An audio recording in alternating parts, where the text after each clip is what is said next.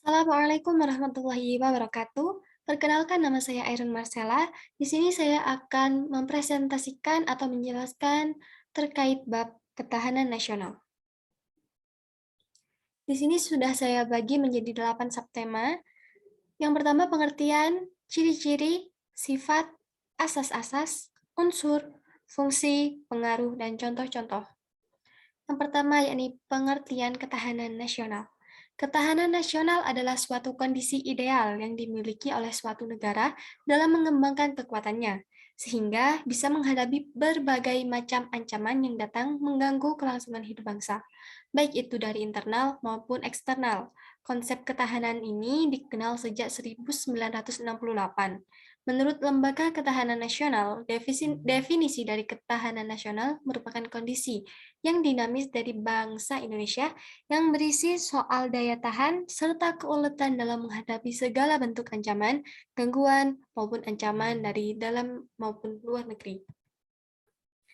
Ciri-cirinya ada 5. Yang pertama berlandaskan prosedur Astagatra. Yang kedua, ketahanan nasional berfokus untuk mempertahankan nilai-nilai yang dianut demi kelangsungan hidup suatu bangsa dengan pendekatan keamanan dan kesejahteraan.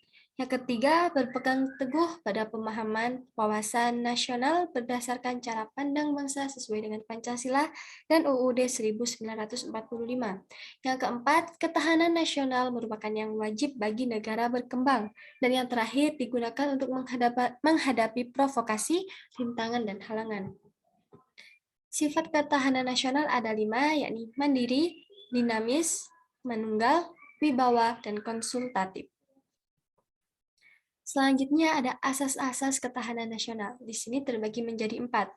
Yang pertama, asas mawas ke dalam dan keluar negeri. Yang kedua, asas kekeluargaan. Yang ketiga, asas kesejahteraan dan ketentraman.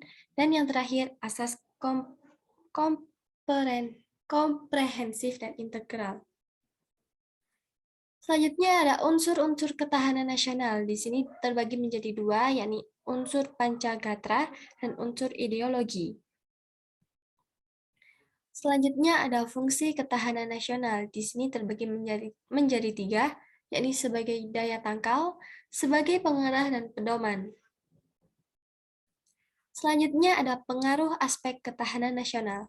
Di sini terbagi menjadi 3.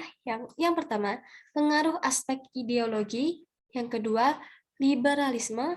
Dan yang terakhir, komunisme. Dan yang terakhir ada contoh di kehidupan sehari-hari. Ada 2 contoh di sini. Yang pertama, penegakan hukum.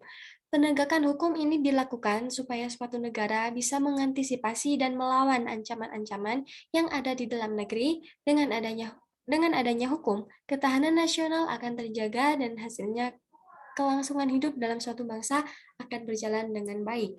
Contoh yang kedua ada pendidikan karakter untuk generasi muda. Dengan pendidikan karakter itu, para generasi muda akan memiliki karakter yang kuat sehingga bisa menghadapi arus modernisasi dan globalisasi. Dengan modernisasi dan globalisasi, meskipun memang punya dampak positif, tetapi juga ada memiliki dampak negatif. Salah satunya adalah mengganggu ketahanan nasional.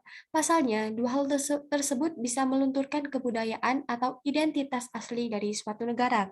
Oleh sebab itu, perlu adanya karakter yang kuat dari setiap generasi muda, agar mereka bisa menerima perkembangan tanpa melunturkan identitas dari bangsa. Terima kasih, sekian yang bisa saya sampaikan. Wassalamualaikum warahmatullahi wabarakatuh.